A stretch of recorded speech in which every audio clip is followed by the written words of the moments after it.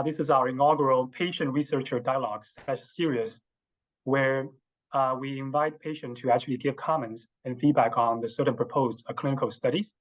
And these studies that we are looking at has the title of a hyperadrenergic phenotype in ME/CFS and exploratory treatment trial with Guanfacine. So you can see that there's an agenda here that gives a rough outline for what we're going to discuss during the day.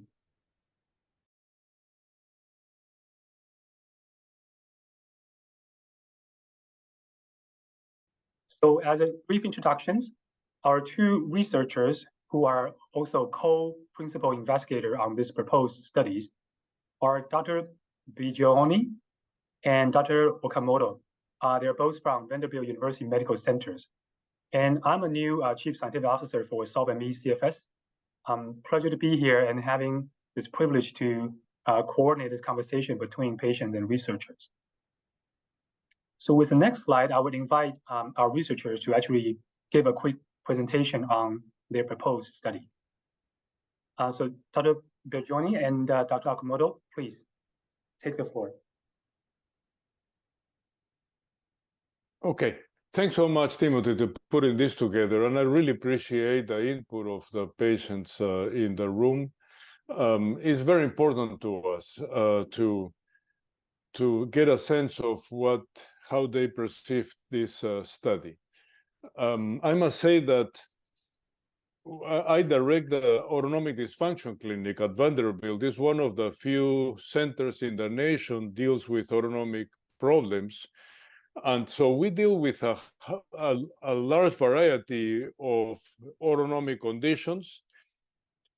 So chronic fatigue syndrome is one of them, but it's a source of great frustration for the patients and for the physicians, because there's really not a lot of treatments in this area. And this is something that has been frustrated to us for a long time. I also review grants for NIH dealing with chronic fatigue syndrome. I've done that for the last 10 years. And it's also very frustrating to see that there's not a lot of proposals to deal with treatment. So this is an area that our preliminary data is very exciting to us because I think we can make an impact. If you have the next slide, please.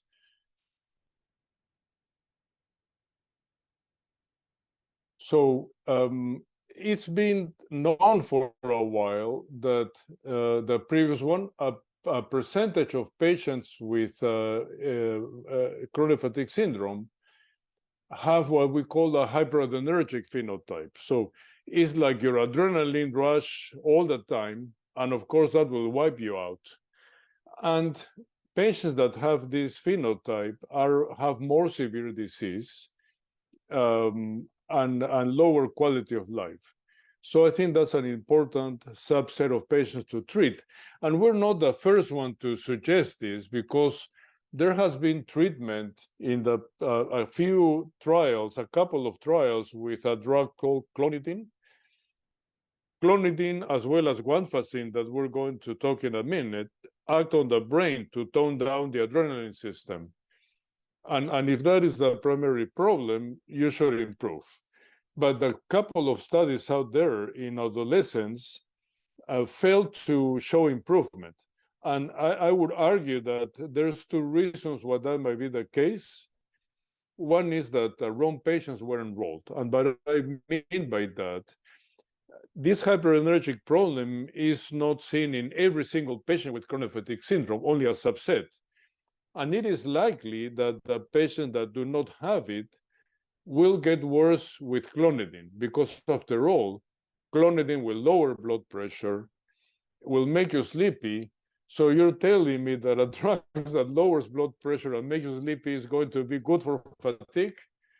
And the answer is yes, if in the right patient population. And the other problem is that it's probably the wrong drug.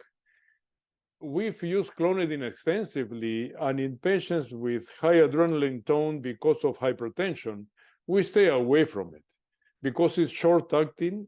As a need wins out, you get rebound of everything else.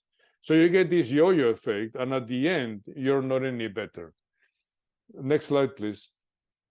So this is two areas in chronic fatigue syndrome that has delayed the development of new therapy. The fact that we cannot recognize which subset of patients will benefit and the right drug to treat them.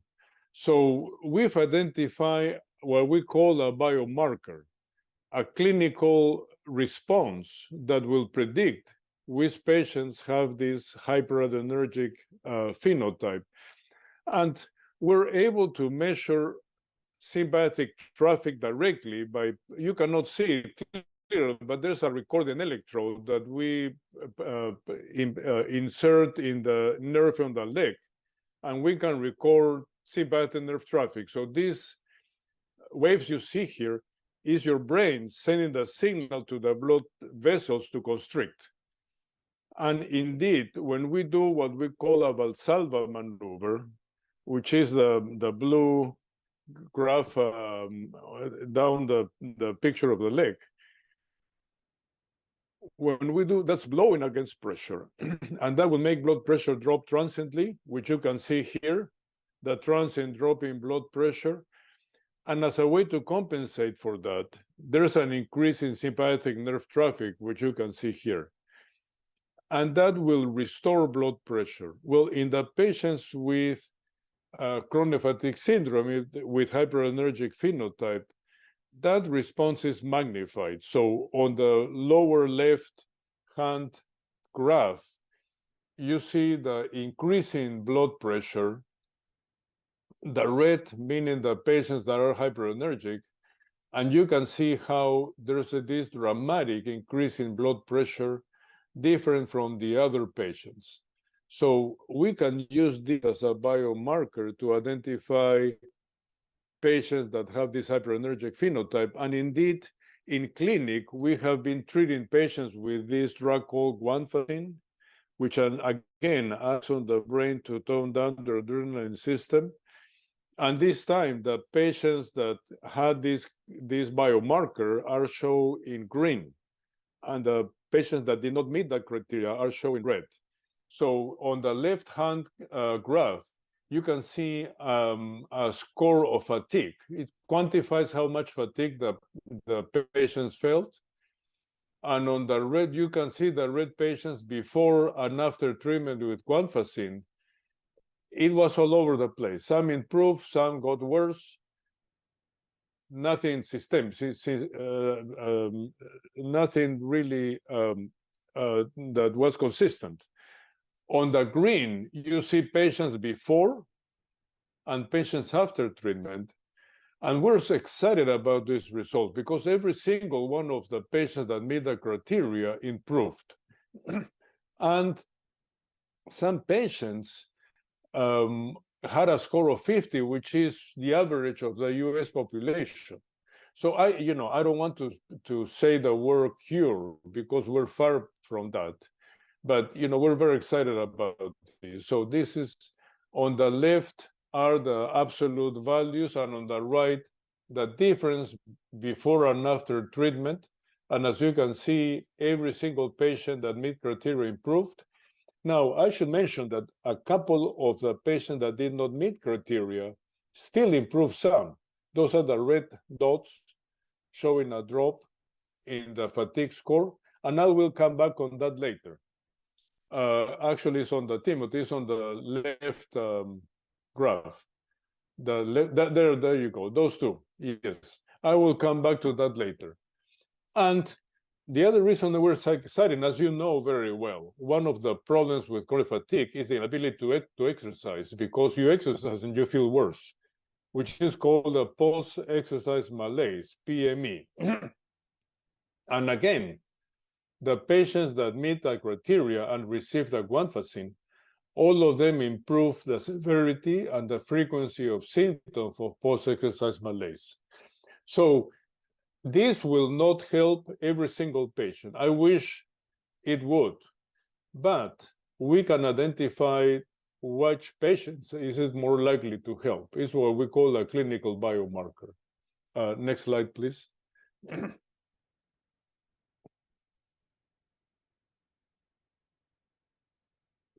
So this is the grant that we're submitting to NIH to test this hypothesis in a rigorous way. So now we're talking about science, and that puts some restrictions upon us. I mean, so the previous study that I showed you is our patients that we treat in clinic without any restrictions, without, but like, as you can see, not everybody improved. But we can predict which ones will improve.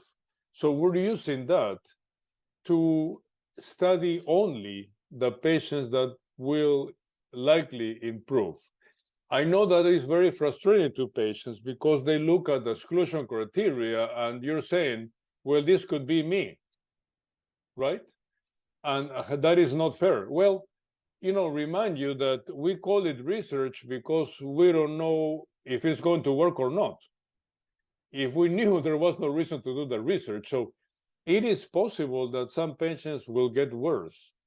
And the problem with science is that it restricts us to what we can do. The reason we're going to study only the patients that are likely to succeed is that, unfortunately, in this world, we only have one chance. If this fails, that's the end of it.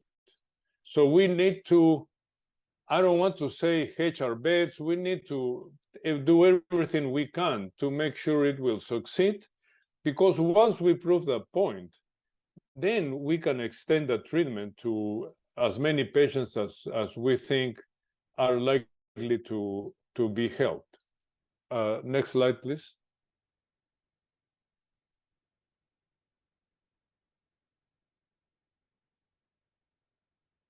So this is the study design, and I know that is a busy slide, but the first step is to screen patients that, based on an online survey, are more likely to have chronic fatigue. So and some characteristics of this hyperadrenergic syndrome. So all of that can be done online, but the patients that are likely to have chronic fatigue, we will study at Vanderbilt in person, and then we can do this autonomic testing, which will be probably the most detailed autonomic evaluation ever done in chronic fatigue syndrome. That itself, I think, will be helpful.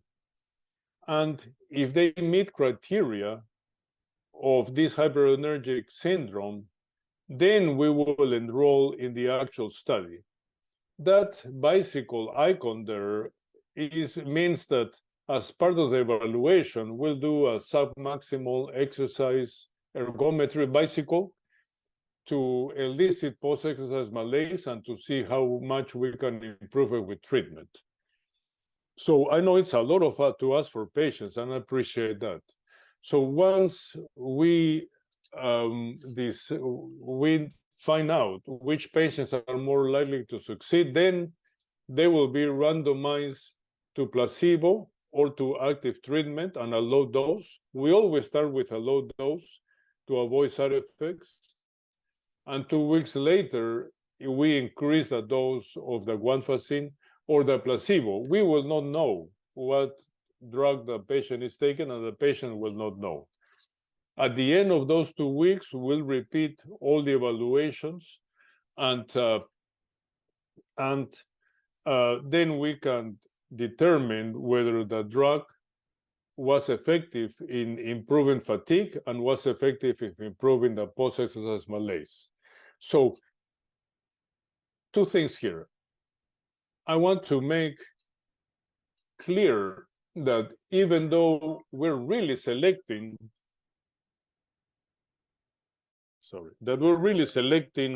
patients here, we will not leave any patients behind. By that, I mean the following. The patients that spent a month receiving placebo, at the end of the trial, everybody will be given the option to be treated with Guanfacine if they want to, clinically. And also the patients that came to visit one, where we do all the autonomic evaluation, and we found that they did not qualify for the trial, we can still treat them with Guanfacine. And we can talk about this, Timothy. This is something that we thought about again, with the idea that we should not leave any patient behind, and we can use the SOLVE interface that you've developed for patient tracking their symptoms. So I think that's an important thing. And furthermore, this is just a first step. Bear in mind that we're only going to study 60 patients. You know, the universe of chronic fatigue syndrome is 1 to 4 million people. So we're only going to study a very small number of patients, but we're here for the long haul. If this works, the reason we're very excited is that this is a drug that is already on the market. It's cheap. It costs $10 a month. So if this works, we can have an immediate impact on our patients. And this will be, if this works, it will be followed by a larger study to see if we can enroll more patients and see if we can help more patients this way. I think that's the next slide, please. I think that may be the end. Yes. Thanks so much, Timothy, and thanks so much for the patients for paying attention to this, and I'm really interested in having your input.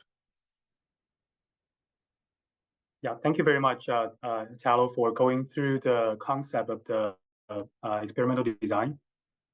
So I'm not sure whether the speaker can actually see the chat box. So I think Hollis has mentioned that you have clarified about the exclusion criteria. And so I think it shows that this conversation do help to contextualizing the why certain things were designed into the protocol.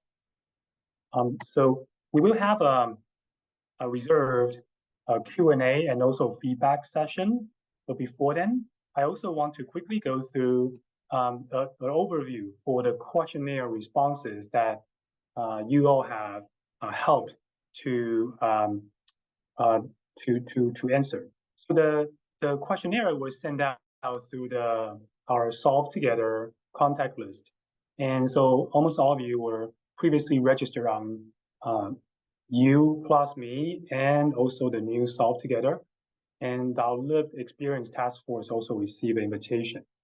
So then this is you are probably familiar with this visual that you see. This is what part of the survey, and what I want to point you to is at the bottom that only within 3 days we've got more than 200 responses. So I want to use it to share with both the patients and the researchers. First of all, patients, you're awesome. You're great. Thank you for being so proactively supporting research. As a staff, I have to say I'm truly humbled by your participation. And to the researchers, I want to also share that I think this is a snapshot of how impactful our patient community can be. Imagine how quickly we can engage this number of patients to actually share some of the written responses. And this questionnaire was designed so to not be over exhausting for patients. It takes average less than 8 minutes to complete. And it's still open. We'll keep it open until next Monday morning. So I will advance to the next slide. So the review the responses we've got so far. First of all, question is that the majority of the respondents are people with ME/CFS, and some of them answers no. So we didn't ask for more granular questions, but because our database also have healthy control, so it's possible it's a healthy volunteer who actually responded, or on behalf of a patient, someone might be a family member. And the second question, do you think this study will provide valuable information that can improve the lives of people with ME/CFS? And the answer is overwhelmingly yes, or at least maybe. I think those the patient who responded maybe, my speculation is that they probably can benefit from some clarification in the conversation such as this to help them understand. And some of them do answer no.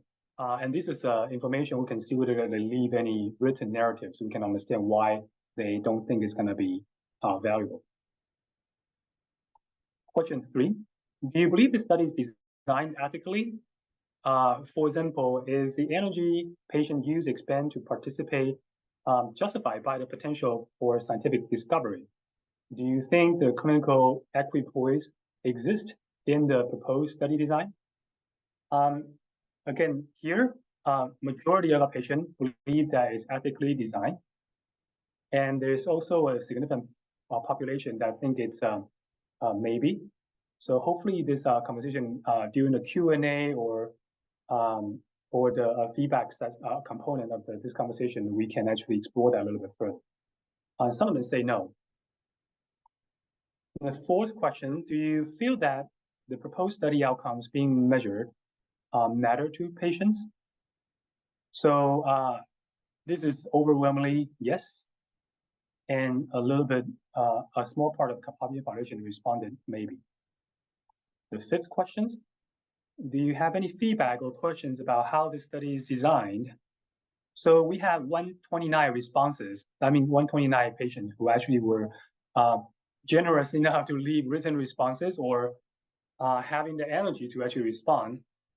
So some of the late responses, and there's a word cloud. So please know that we will share the written responses with the researchers, so they actually have that as a reference when they move forward for the trial.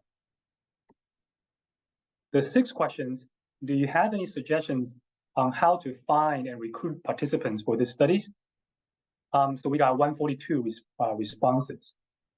So again, the system used the word cloud to present it, but we do have a detailed narratives that we can share after. Some of the things you can see that, which is using Facebook, Solve, and you can also try to contact some CFS clinic. So these are the basic comps that we can see. The last question, seventh question is, how can we make participating in this study easier for those involved? We have 130 responses.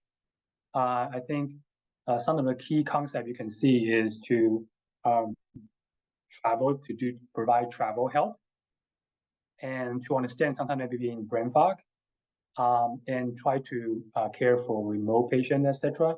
And they also have concern about the exercise test. I think, Tyler, you have actually helped clarify to the sufficient extent, at least for me. But we can probably to explore a little bit more during the feedback session. So these are the review of all the responses for this questionnaire. And so we reach to the next section, which is a Q&A and patient feedback. So I'm listing the speakers' pictures here. And I also would mention to all the participating patients here is that, as you can notice, this meeting is not a Zoom webinar. This is a Zoom meeting. It reflects my desire to promote the face-to-face time between patient and researchers. So please note that you are welcome to show your, if you choose to show your face and to speak out for your question directly. Because I think it will be beneficial for the researcher to see who you are and hear your voice and to hear your questions and concerns. So with that, I think I want to open the floor to all the participants here. And please feel free to share any questions or concern or suggestion that you may have.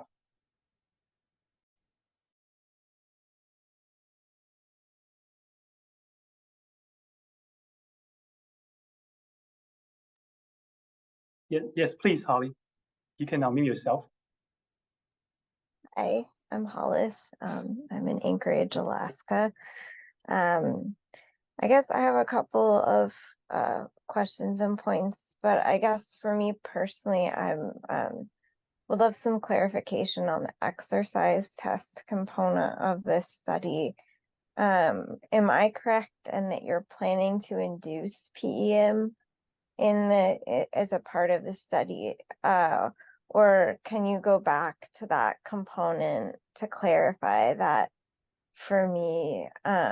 Because I just have, of course, concerns about long-term impact.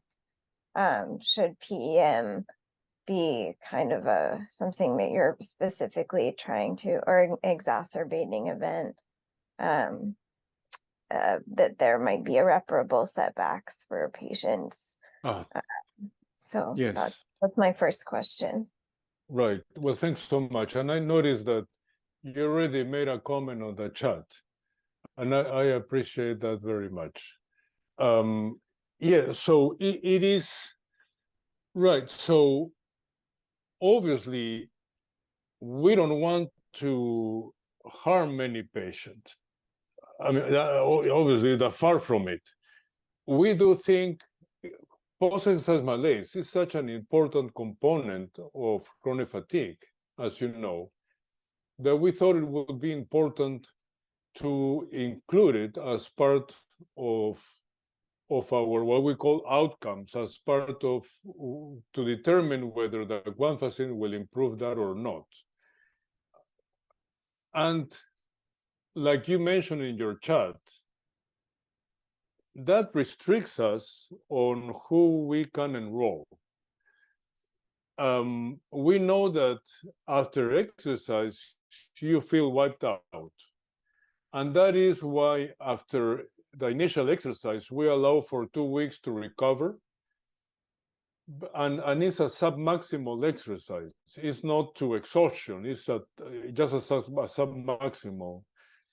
But obviously, we cannot enroll patients in whom they know that if they exercise, even submaximal, they will be wiped out for months.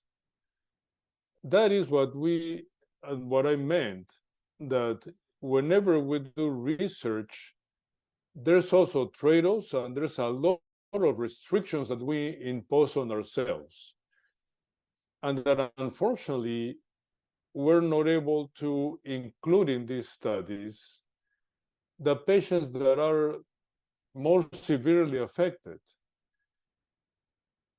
But the hope is that if we prove this medication to be useful, and we have not done that, I think we're very excited about it, but we have not shown it, that it will indeed be helpful.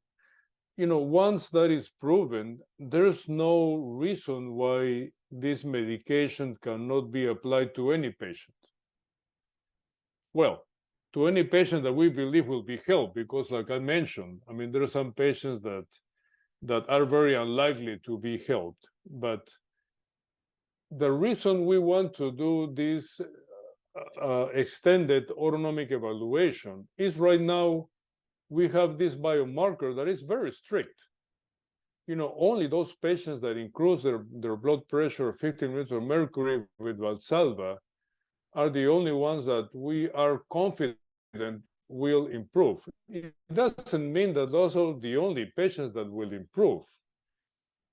And the reason we want to do this more involved autonomic evaluation is to see if there's other markers, there's other measurements that will tell us that the drug should be tried in a greater percentage of patients and see if it will help. A lot of the reasons we designed these studies for safety. So whenever we do a clinical trial, where our goals are twofold. One is efficacy, and hand in hand is safety, because we don't want to make patients worse. So that is the reason why it is so rigid, the way we design these studies. Once we gain more experience and once we've shown the drug is safe and effective, there is no reason why we cannot try it in a larger percentage of patients.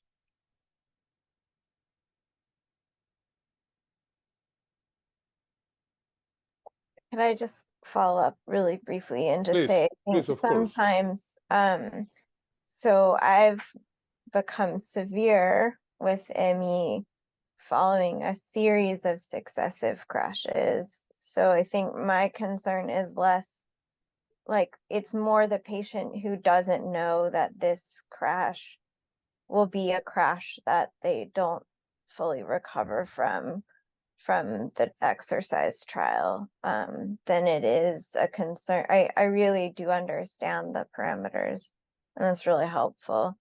But it's more that sometimes as a patient, you might not know that the exertion of coming to the office and doing this would be a crash that sets you back so much. So that's just my concern in hearing that. But I appreciate your clarification, and I have great hope that this will be a helpful study and treatment option.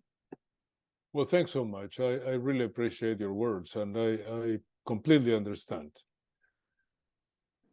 There's another comment on the chat, whether a diagnosis of POTS is required. So we see a lot of patients with POTS, and they will improve with, some of them will improve with Guanfacine. So POTS, for the rest of you, is postural tachycardia syndrome, and orthostatic intolerance is one of the criteria of a minor criteria for diagnosing chronic fatigue syndrome. There are some patients that have, the main problem is the orthostatic tachycardia, and they're not able to do much because every time they stand up, their heart beats very, very fast. They may or not have chronic fatigue syndrome. And what we see is that this hyperadrenergic phenotype does not require the tachycardia. So we've studied patients with POTS and chronic fatigue syndrome, and the tachycardia is the same whether they have this hyperadrenergic phenotype and whether they respond to guanfacine or not. And we've also enrolled patients with chronic fatigue syndrome without tachycardia, and we still find this hyperadrenergic phenotype. So even though there is this overlap between POTS and chronic fatigue syndrome, I think patients might benefit from guanfacine whether they have the tachycardia or not. We'll find out. That's one of the things that we're going to find out. And it would so does that mean that a patient with diagnosis of POTS can be eligible into this study you propose? Yes. There's no restriction for that. But they are not required to have tachycardia. But if they have tachycardia, that's fine. Yeah, thank you. Just to clarify for the patients, I think Tracy raised her hand as a next. Please. Yeah, I actually had a couple questions. One of them just flew out of my brain, so I'm going to ask the one I have. You mentioned treatment for people who may have failed the screening, failed to meet the criteria for the study, but that if they chose to, they could still be treated. My question, coming at it from a little bit of the healthcare area, would that then lead to the possibility, if you find positive outcomes from the research, of a retrospective study being done of the blinded medical records of those patients to see if it then would be worth expanding to a larger population that does not meet the exact criteria that you have there? So thanks so much for that question. And I'm going to surprise Timothy because we haven't discussed this possibility yet. But it's something that, every now and then I stay awake at night thinking about these things and thinking how we can help more patients. So I decided, well, we're going to be studying all these autonomic measurements in these patients anyway. They might not meet our strict criteria for this particular study, but there's nothing holding us for giving this treatment. in those patients that might not meet that strict criteria. And what we can do is a parallel study. So in addition to this study, which is traditional research, NIH type of study, we could just treat patients with guanfacine. And once they're on treatment, there's another way of doing the research that will still tell us whether it was effective or not. The big question is the placebo effect. Are you improving because you just want to improve? And you know, that can be very powerful. The way to do that is once you're on treatment, then we can randomize you to continue on treatment or to switch to placebo without you or I knowing about it. I know this sounds cruel, but you know, it can be just for 2 weeks. If you get worse, it meant that the drug was helping you. It was not a placebo. And that's another way to prove to the world that the drug helps. So that's something that we can think about how to implement that, and you know, we can discuss with Timothy whether that will be possible. Yeah, that was definitely one of my major questions. When you started speaking about it, I thought, wait a minute, there's a way to do. I never thought parallel, but some other study with the patients. I forgot what my other question was, so I'll just Well, we'll raise still my be hand around. again. Yeah. Absolutely. Yeah, Tracy, that's okay. Anytime when it comes back to you. So we can move on to the next question, which is Alan, who shared his comment in the chat. I think his question is about whether you are also including patients that have PEM related to mental fatigue. And also, will you eventually Yes. be including patients over 50 years of old age? Right. So thanks so much for both. So yes, so mental fog is one of the most difficult symptoms to treat. A lot of patients are put on amphetamines, Ritalin. We had more success with modafinil, but those are only symptoms, treating the symptoms. My hope, and again, we still have to test this, is that this particular treatment will get at the cause of the symptoms, not treatment of symptoms, but preventing the symptoms to begin with. Whether that will work or not, we don't know, but indeed, guanfacine has been used for attention deficit disorder. So, I mean, there's a likelihood that it will improve the mental fog and the mental fatigue. So we're not going to test precisely for post-exercise malaise that is triggered by mental stress. But my feeling is that these patients that are hyperadrenergic, that are wired, that are on adrenaline rush all the time, you know, are kind of on a mental fatigue all 24/7. So hopefully toning that down will help. And in terms of the age over 50, yes. So in this particular trial, we are not including them because we want that exercise to be safe, and we don't want any other potential medical problems. But indeed, you know, again, once we've proven that it's effective, there's no reason to have an age exclusion. Thank you. And the next person will be Alicia. Hi, yeah, my question really is about the long COVID aspect of the exclusion. Is like, I have ME/CFS and I have hyperadrenergic POTS, but I had a very significant relapse with the ME/CFS after having COVID. So I don't know if that counts as having long COVID or how that works in all of that. Right. So, yes, right. So that's another. So, and again, the problem when you start doing this type of research is you want to keep your patient population as homogeneous as possible.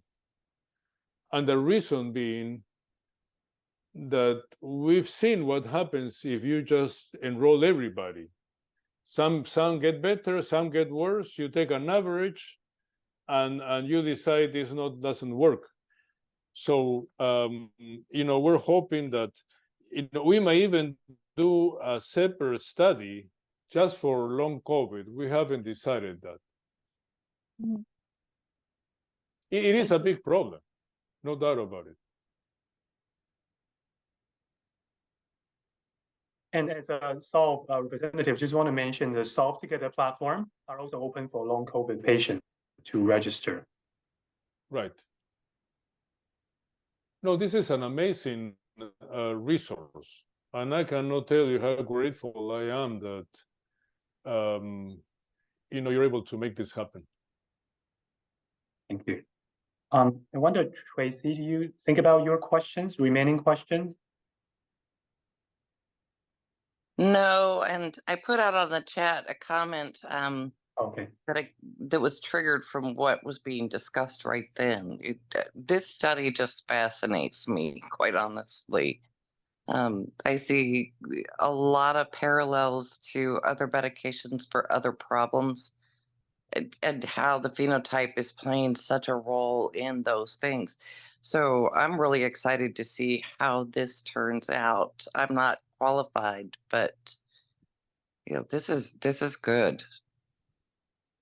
Well, thanks so much for your kind words. We're very excited because we spend our lives as researchers trying to make a difference, and I think we have a good chance here of making a difference.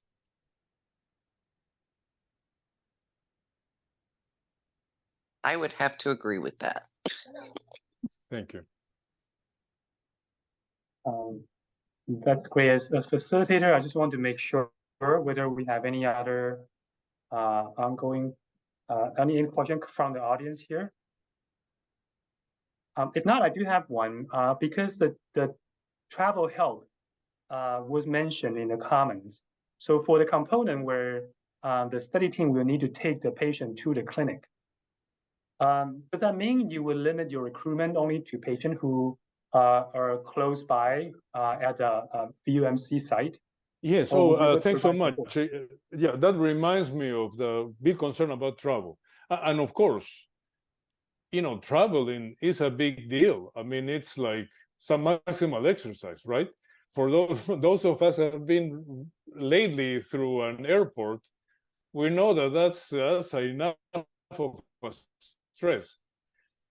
We are in our grant funding to help defray travel costs and staying in a hotel so that patients can wind down, if you wish, go back to kind of a stable phase. Because, of course, if we rush them and bring them to our clinical unit early in the morning without breakfast, and then we'll do all kind of trials, one will wonder whether that's a good measurement at all, because it's just doing that is a big stress, a big exercise. So we have included funds to defray the cost of travel, but NIH, 10% of the grants get funded. I've been in the business a long time. I think with this one has a better chance. But we'll see. We'll have to see and how other reviewers will judge it.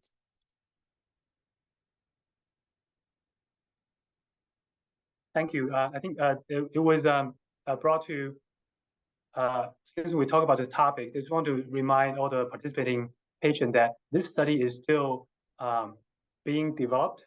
And I think the team is applying for an NIH grant. So it is a grant that would enable the whole studies. And also I believe that the grant has multiple phases. So it seems that researchers will have the potential to expand their studies going forward if the first stage study is successful. And that's why the research team were being so focused on having a clean cohort of patients right now, because it's only when they are successful in the first phase they can expand the study to the second phase. That's correct. Yes. And I just want to read out hoping... Holly's comments in the chat. She said, "Thank you for taking time to share your research plans with us and receive feedback. I do believe patient input is essential in providing treatment for ME. I look forward to the results." Thank you, Hollis, for sharing your thoughts. And thanks so much for that. And this is always slower than we wish. Just getting NIH approval, submitting a grant, you know, even if everything works, even if they fund it the first time around, which is unusual, it still takes 9 months. It's like having a baby. And then, you know, starting everything, it just takes a lot longer than we wish. But again, we're very excited about this, and we're always going to find ways of finding answers sooner and being able to publish that so that patients can benefit sooner.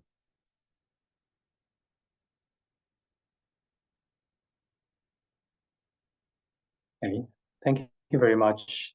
I think that's probably all the question we have from this audience right now.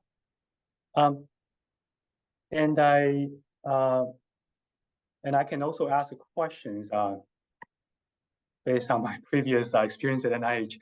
I wonder, what is your your human subjects protection plan? Say, if a patient unexpectedly experienced a severe PEM, which she probably didn't experience before, but it was triggered by part of the study. Does VUMC have the system in place to care for this patient? You know, obviously, we will do whatever we can to help them. It's that is the reason we are excluding patients that have that history. But this is a very important topic, and perhaps, I mean, I don't want to restrict access even more, but I think it's important. Well, to begin with, if worse come to worse, in a given patient, we might not need to include that part of the study. But obviously, we should only enroll patients that we're confident are able to have a submaximal exercise, you know, without that prolonged setback that some patients experience. It is a big problem. I realize that. Yeah, thank you. On the other hand, I think it will be great if we can find a medication that will prevent post-exercise malaise. Yeah, thank you. And another question that I can ask is, you have in your target enrollment table, you have a plan in place to strive to diversify the patient recruited to your study? And if so, what is that? Oh, I'm sorry, I missed that. Can you repeat the question? Yeah, I was wondering, do you have a strategy in place to recruit patients from a diverse background? Oh, yes. Thanks so much. Yes. Right. So, so there's several avenues that we can use to recruit patients. You know, unfortunately, we have, and I'm not exaggerating, 1,000 patients waiting to see us in the autonomic clinic, because we're just one of the few centers in the nation, and we're overwhelmed with requests. So the beauty of that initial screening is that we can send them an online screening tool to see if they're interested. First, the first question is whether they want to participate or not, and this is what they call an e-consent. So they do sign a consent form, and then they will go through this questionnaire, and we can identify them that way. So that's from our clinic patients. Obviously, we're going to outreach to patient advocacy groups like SOLVE, and that will be another source of patients. We will also advertise in our community. Believe it or not, I know Nashville is a relatively small city. Vanderbilt is one of the highest employers in town. Believe it or not, we find that sending a mass email to our Vanderbilt community will catch patients and their family and their relatives and their friends. And it's amazing how much responses we get from that. And lastly, a long time ago, we established a tool called research match. It's a database when patients can enroll to see if they're interested in research, and we can also do it that way. So we want to expand our capture, if you wish, to as wider number of patients as we can. We don't want to study only patients with POTS. We're okay if we enroll them, but we want to include other type of patients that even the ones that never consider that they have an autonomic problem, they might not know, and that's part of the problem.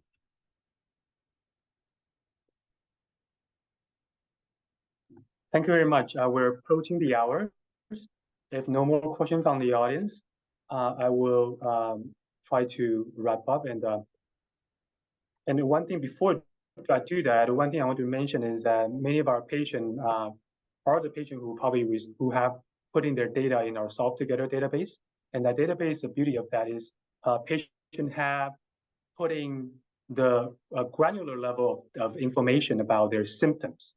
So therefore, in the age of precision medicine, and our database would enable a more precise way to stratify patients into defined cohort. And we hope that we will continue using that platform to support more research and, more importantly, to eventually accelerate and generate treatment and diagnostic for our patient population. So with that, I will move to my closing slide. First of all, I want to thank you to spend your time to attend our session. So this session, as I mentioned, is the beginning of our intent to promote the patient and researcher interaction and dialogues. So I hope to continue doing things along this line so that patient and researcher can see each other, hear each other's voice. I think this provides unique opportunity, because typically, as someone who are enrolled in a clinical study, the person you predominantly interact with are the study coordinators. You probably don't have as much of the chance to actually interact with the researcher directly. So now we have the two co-principal investigators who are also practicing, I think their team are practicing medicine as well. So with the conclusion of this session, I just want to mention that if you intend to add or modify your feedback on the questionnaire after listening to this session, you can still do that, and we'll keep the questionnaires open until 10 a.m. October 9th, which is next Monday. And if you have any questions or feedback about Solve MV's program, you can please feel free to contact us at research@solvecfs.org. One thing I do also want to emphasize is that we will appreciate all the researchers and patients to help us spread the words to any other patients you might know who have not been part of our Solve Together. And we hope our platform can be expanded to many, many more patients, because this platform is more more than just for research, but also we have tracking system to help patients to track their daily activity and help them to pace their life as well. I think even for the day-to-day life benefit, it is also very, very tangible. Thank you so much for Talon and Louis and all the patients. I really appreciate this experience and conversation with you. Thanks so much. It really means a lot to me that patients are willing to participate and give us their feedback.